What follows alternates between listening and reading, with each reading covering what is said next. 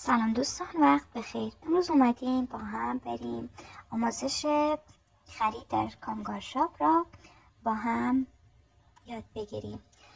در اینجا در گوگل وارد میشیم و در قسمت سرچ سایت را میزنیم و لینکش را و سرچ میزنیم و زمانی که بر ما سایت باز شد در اون قسمت بالا سی خطی که اونجا هست را میزنیم.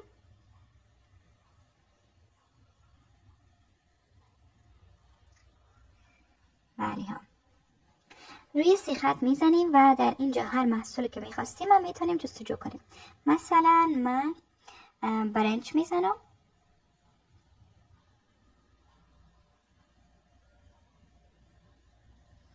و روی قسمت سرچ میزنم. بله ها دوستان، در اینجا قسمت سرچ آمده برای ما و ببینید عزیزان، اگر شما همه 1 کیلو را میخواستین روی قسمت زرد میزنید و خرید میزنید و اگر بیشتر از چند کیلو میخواستین و محصولات بیشتر میخواستین روی مشاهده میزنید. بله ها، بعد سایت باز میشه و از اینجا شما هم میتونید تعداد خریدتان رو مشخص کنید. مثلا من 2 تا میزنم و از اینجا میتونید تعداد خریدتان اگر زیاد شده بود کم کنید. دوباره 1 شد، ببینید دوباره میزنیم روی ثبت خرید. اینو که بزنید خرید شما میره در قسمت خرید. ببینید در اون بالا اینجا ثبت خرید آمده، تعداد خریدتان رو مشخص میکنه. من از قبل مالتگیر سفارش داده بودم و همچنان برنج که جمعاً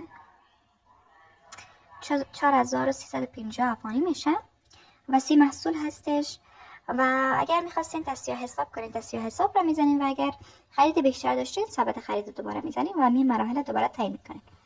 ببینید ما یک مرحله را رد کردیم. مرحله دوم میایم در سر انتخاب آدرس. روی افزودن جدید میزنیم. اینجا نام تحویل گیرنده را مشخص میکنیم. مثلا نام من مروه هست و من مروه میزنم.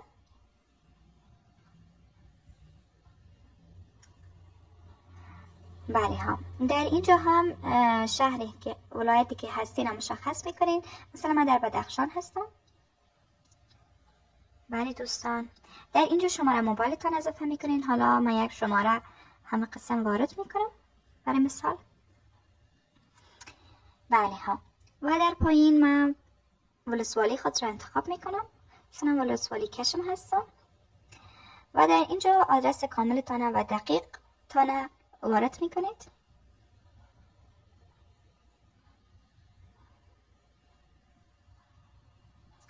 بله ها، بعد در اینجا روی ثبت آدرس میزنیم. بله ها، از ما کد پستی خواستن. بله دوستان، ما کد پستی خود وارد نکردیم. من گفتم باید کد پستی تان هم وارد کنید. میریم در قسمت کد پستی میزنیم و یک کد پستی وارد میکنیم. بعد روی افزودن آدرس میزنیم.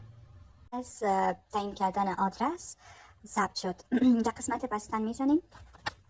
ببینید حالا آدرس ما زده شده، تماس، آدرس، تمام جایی که زدیم آمده. اینجا انتخاب آدرس که آمده، اگر آدرستان اشتباه بود یا میخواستیم به یک آدرس دیگه میخواستیم بزنین، روی افزودن آدرس میزنین و یا روی ویرایش میزنین، اینو درست میکنین. خب میریم در مرحله بعدی. گفته خرید با کدام نوع یا شیوه میخواین انجام بدین. حضوری میخواین خرید انجام بدین یا با پایک موتوری یا با وانک سبکبار.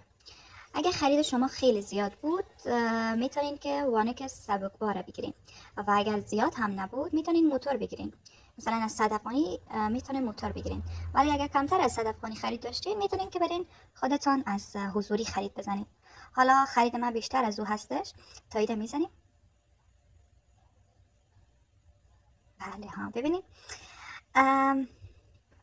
در اینجا تعداد خرید زی قلم نوشته است. مبلغ کل 4350 افغانی شده. نوع ارسال حضوری هستش و مبلغ پرداخت هم 4350 افغانی. این قسمت هم میزنیم یعنی پرداخت و ببینین. بله دوستان، این در ثبت خرید ما افزوده شد و ناگفته نمانه شما باید یک مبلغی را به خود از همین سایت صاحب سایت پرداخت کنین. بعد او کیف پول شما را شارژ میکنه تا شما بتونین آسان خرید بزنین. خب من خرید بیشتر اینجا آمده، خرید بیشتر، یعنی اگر کدام خرید دیگه هم داشته باشین خرید بیشتر رو انتخاب میکنین، ولی من دیگه خرید ندارم. تایید انتخاب آدرس هم میزنم و سفارش من انجام شد دوستان.